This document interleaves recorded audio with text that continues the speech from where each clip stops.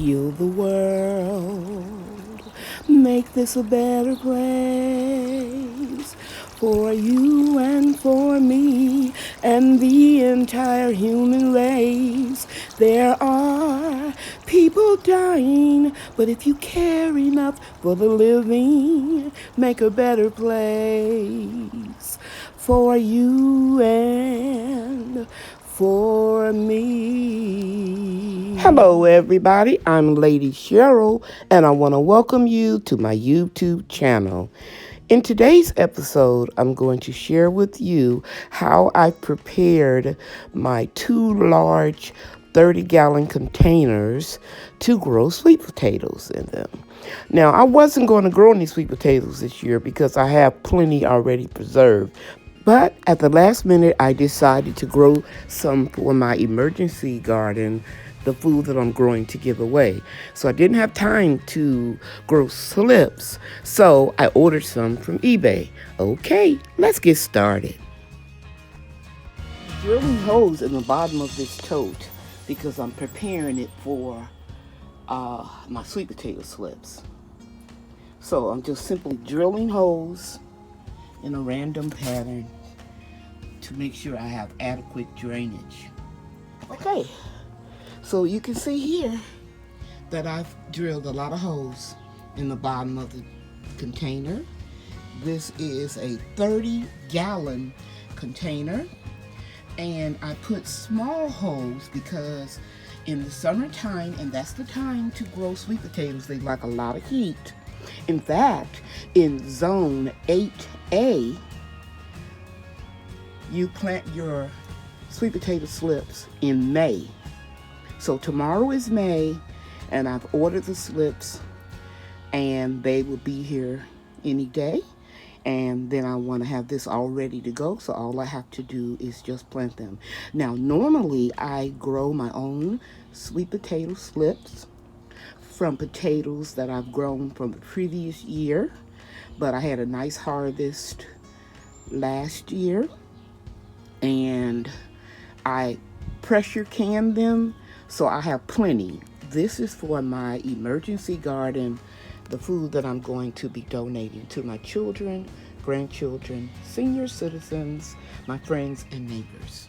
But of course, my children and my grandchildren come first.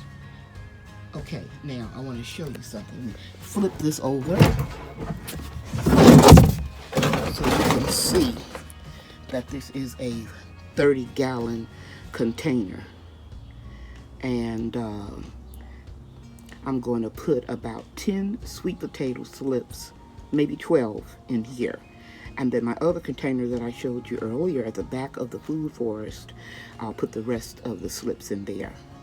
Okay, did you know that you can grow sweet potatoes or any type of potato in wood chips? You can grow them in leaves, hay, straw, and of course soil.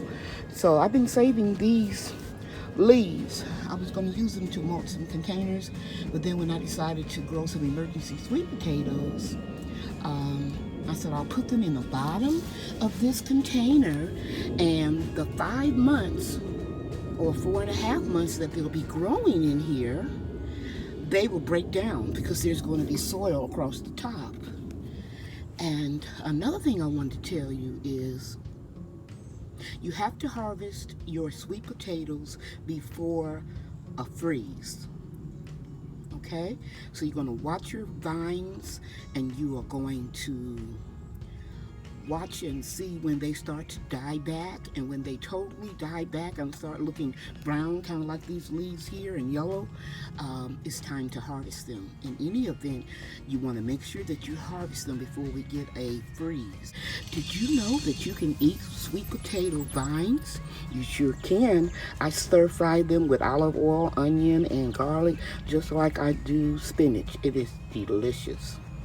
Okay, just wanted to share that with you. Guys, I'm out here in the rain. You can hear it. It's coming down on me.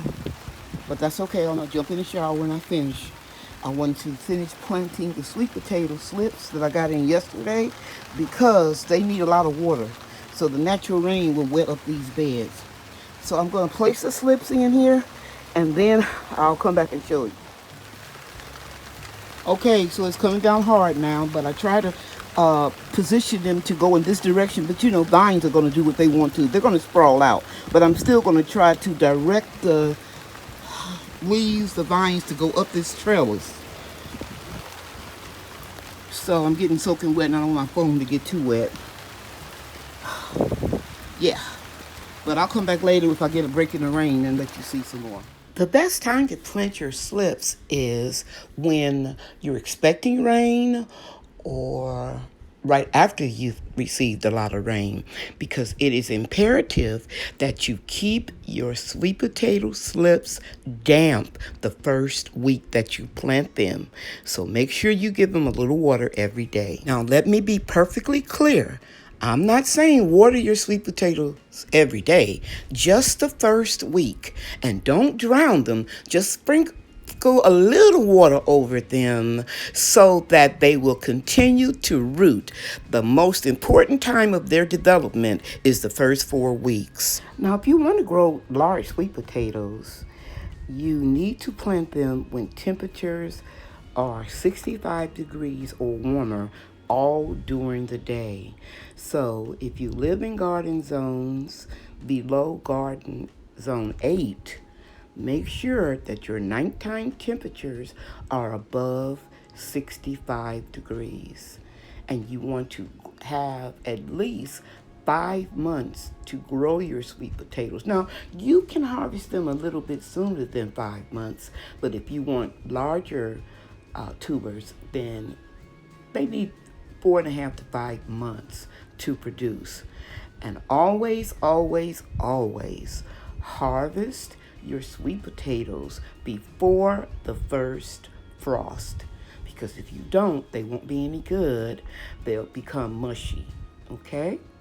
Another thing is you want to withhold watering your sweet potatoes during the week before you plan to harvest them.